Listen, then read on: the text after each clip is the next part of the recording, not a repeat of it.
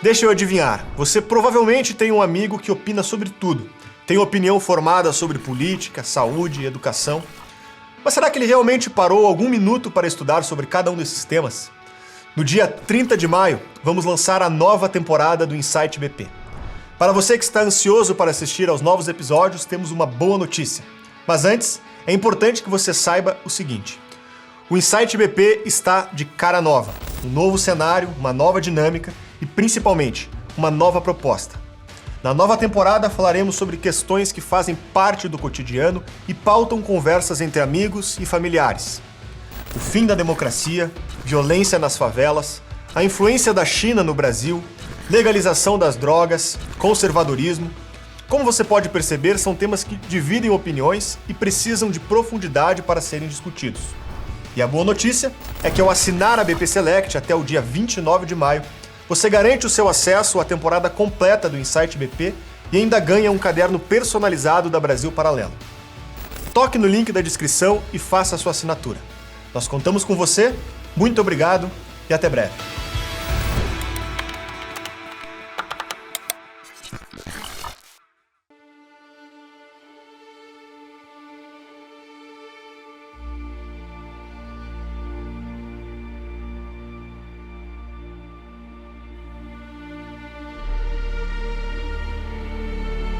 Você aceitaria 2 milhões de reais em troca de ficar preso por 15 anos, sem nenhum contato com outras pessoas?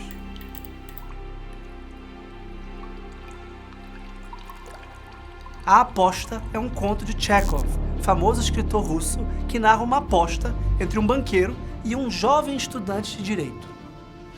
Em uma festa, conversavam sobre qual pena seria pior para o ser humano, a pena de morte ou a prisão perpétua.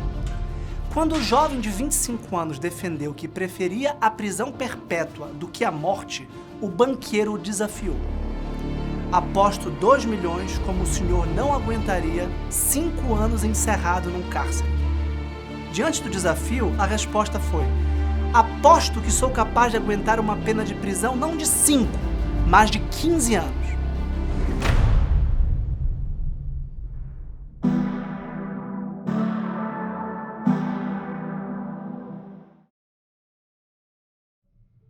Sejam bem-vindos ao Insight BP. No programa de hoje, falaremos sobre como empregar bem o tempo livre. Apostar 2 milhões por 15 anos de vida pode ser algo selvagem e insensato. Mas o conto de Chekhov revela uma rica consideração sobre a necessidade do silêncio e da solidão para a descoberta do mundo interior. A aposta, na verdade, é um convite à vida intelectual e espiritual. Também é uma crítica à pequenez de uma vida sem interioridade e sem espiritualidade, vivida em troca de dinheiro, superficialidade e diversão. O jovem ficou aprisionado no jardim do banqueiro sob a mais severa vigilância. Mesmo não podendo conversar com outras pessoas, podia ler os livros que quisesse, além de ter cartas, vinhos, cigarros e instrumentos musicais. A cada ano que passava, seu comportamento mudava e o banqueiro se espantava cada vez mais com isso. A conclusão é surpreendente. Mas antes de continuar, é importante que você curta esse vídeo, porque isso nos ajuda a alcançar mais pessoas. Ative o sininho para não perder as novidades e inscreva-se no canal. Sempre teremos bons conteúdos por aqui. Esta reflexão é baseada nos ensaios filosóficos Vaidade das Vaidades, Cultura do Espetáculo e Diversão e Tédio, do meu livro A Crise da Cultura e a Ordem do Amor. No primeiro ano, o prisioneiro se sentiu bastante só e entediado.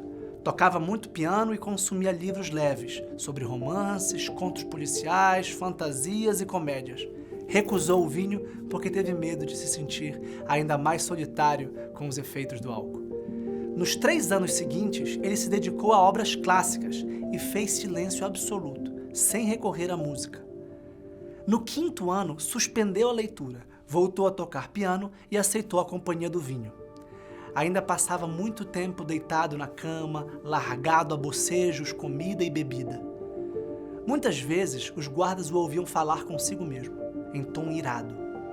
Escrevia muito, principalmente pela madrugada, e no dia seguinte rasgava o que tinha escrito. Mais uma vez ele chorou. A partir do 6º ano, já com 31 anos, ele viveu uma conversão. Começou a estudar as línguas, história e filosofia com muito afinco. A escolha desses temas revela para nós um detalhe importante.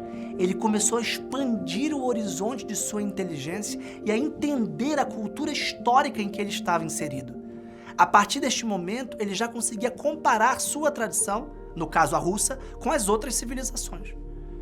Ao todo, seu cárcere permitiu que lesse 600 volumes em 4 anos.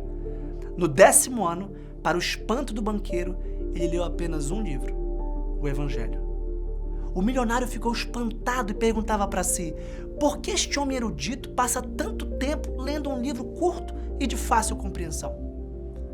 Após a leitura da vida de Cristo, o prisioneiro começou a estudar a história das religiões e a teologia. Finalmente, nos últimos anos, lia sem critério ciências naturais, poesia inglesa, química, medicina, romance, filosofia ou teologia. Ele se comportava como um náufrago. Ora se prendia a um destroço, ora a outro. O que ele não sabia é que o banqueiro estava endividado e queria matá-lo para não ter de pagar a promessa feita há 15 anos. Antes do desfecho do conto, precisamos compreender como a nossa cultura lida com a diversão e o tédio.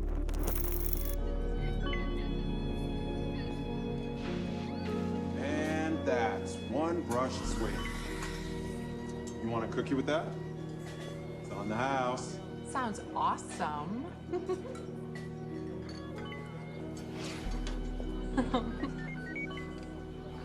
See you tomorrow, JJ. See you, Lacey. Existe hoje o que podemos chamar de cultura do espetáculo. Para entender melhor, podemos citar 3 características desse estilo de vida. Primeiro, a cultura do espetáculo é jornalística, porque valoriza os acontecimentos do dia, sem resgatar a memória histórica. Tudo é fragmentado, desconectado e transitório. Muitos de nós se acostumam a ver notícias sem saber fazer relações com a realidade. Vemos apenas fatos isolados. Segundo, a nossa cultura é descartável, porque se baseia em notícias e objetos que são descartados depois de consumidos. Buscamos o que é rápido e útil, informações e coisas que não duram, porque logo buscamos outra novidade para substituí-las. Por fim, é uma cultura comercial, porque a fonte de valor das coisas é medida pelo mercado e pelos desejos da massa. Aqui temos a ciranda dos modismos.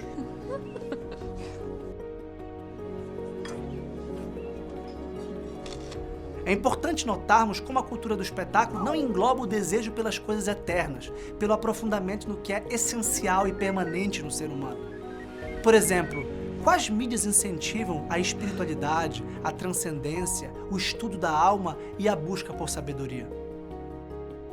As pessoas não são preparadas para diferenciar o que permanece com o tempo do que é pulverizado com o passar dos dias.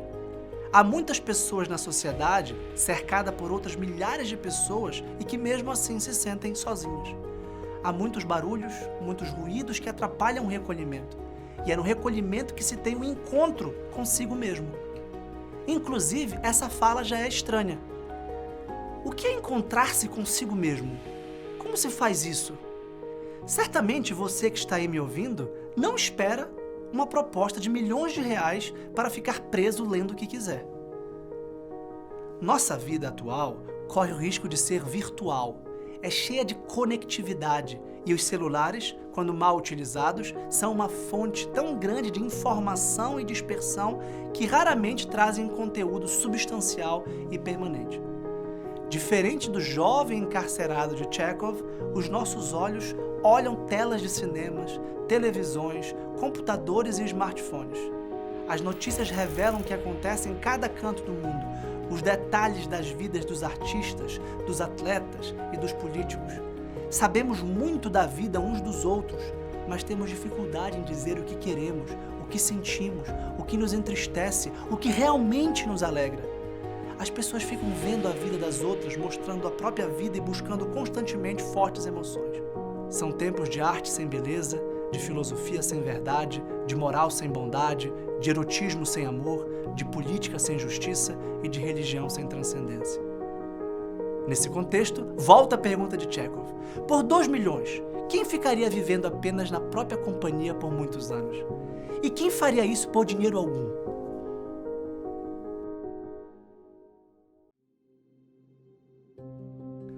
Um dia sem o celular pode facilmente ser um dia de tédio. Um dia sem se encontrar com amigos e familiares também. Observando o nosso dia a dia, podemos nos perguntar: o que eu faço com meu tempo livre? A resposta a essa pergunta revela muito sobre nós, porque mostra o que fazemos quando não somos obrigados por nenhuma função social ou necessidade de ganhar dinheiro. Aristóteles, por exemplo, definia o ócio como um tempo de cultivo da alma, um tempo livre usado para cultivar o intelecto, por meio do estudo, ou o cultivo do corpo, por meio do esporte. Na modernidade, o ócio se tornou um lazer contrário à seriedade do trabalho. Cansados de uma atividade estressante, muitas pessoas usam o tempo livre de forma nada edificante. Buscam distrações totalmente descartáveis que apenas distraem a cabeça em vez de elevar a inteligência com novos aprendizados. Dessa forma, o lazer se torna uma alienação, uma atividade passiva e repetitiva. Para entender esse problema, imagine o típico trabalhador que chega cansado e liga a televisão para assistir o que está passando, sem pensar, simplesmente absorvendo aquilo como diversão. O mesmo acontece nas redes sociais. São horas e horas improdutivas, assistindo apressadamente às vidas alheias. Por isso, o lazer, a diversão vivida dessa forma, é uma das fontes do tédio. Mesmo as pessoas muito ocupadas podem estar entediadas. A diversão excessiva vicia e causa tédio. A atividade do tempo livre pode ser mais que um mero descanso ou passatempo. Pode ser mais que um intervalo entre o trabalho e outro. Se no tempo do ócio edificamos o nosso caráter e aprimoramos nossa personalidade, não sentiremos falta da diversão. Neste contexto filosófico que estamos explicando, a diversão é a necessidade de quem vê o tempo livre como o tempo de fazer coisas descartáveis, sem valor de eternidade, sem contribuição para si mesmo. Mas a minha visão não é pessimista, nem triste, nem contrária ao descanso. Para entender melhor o papel do tempo, vamos retomar ao fim do conto de Chekhov. O banqueiro havia falido e não queria se endividar para ter que pagar a aposta. Só de pensar em precisar da ajuda do jovem, que passaria a ter mais dinheiro do que ele, já sentia um sabor amargo envenenando seu espírito. Ao chegar na cela, antes de matar aquele homem raquítico de 40 anos, ele decidiu ler a carta deixada sobre a mesa. Nela, liam-se estas palavras: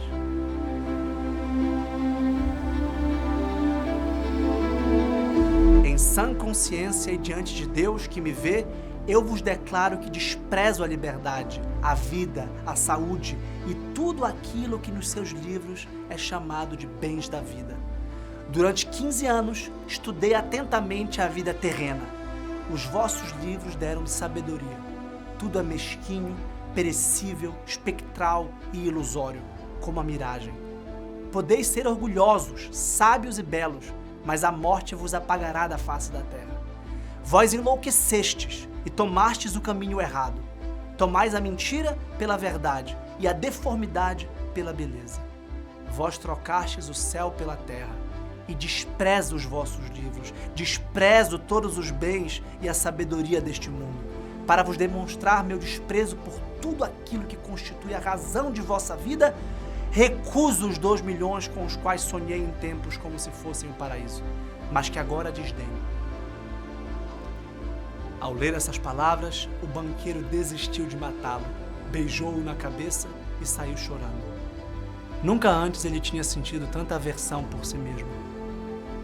O conto ilumina a luta entre o que é passageiro e o que é eterno. Ele nos lembra que as coisas humanas não duram para sempre, que vivemos com muitas vaidades e que no fim a morte chega e acaba mesmo com o mais glorioso dos homens, com o mais rico, com o mais famoso e também com o mais sábio. O tema central do conto é a descoberta da vida intelectual contemplativa, a descoberta da liberdade interior e a conquista do autoconhecimento. Mesmo preso por 15 anos, o jovem descobriu dentro de alguns metros quadrados qual era o sabor da eternidade. Seu corpo tinha muitas limitações, mas seu espírito não. Podemos aproveitar o nosso tempo livre de forma inteligente e produtiva. Sim, com atividades menos exigentes do que o nosso trabalho, mas não menos importantes. O ócio não é um tempo inútil de coisas pequenas, é um tempo valioso que temos para sermos pessoas melhores. A proposta aqui é redescobrir o valor do esporte como exercício físico de fortaleza e autossuperação, e redescobrir a beleza da leitura e da música como atividades silenciosas e reflexivas de autoconhecimento e observação da realidade. Redescobrir também a alegria da conversa espirituosa com amigos e familiares. Se esse vídeo gerou valor para você, nos ajude a divulgá-lo. Curta e ative o sininho e inscreva-se no nosso canal. Até a próxima!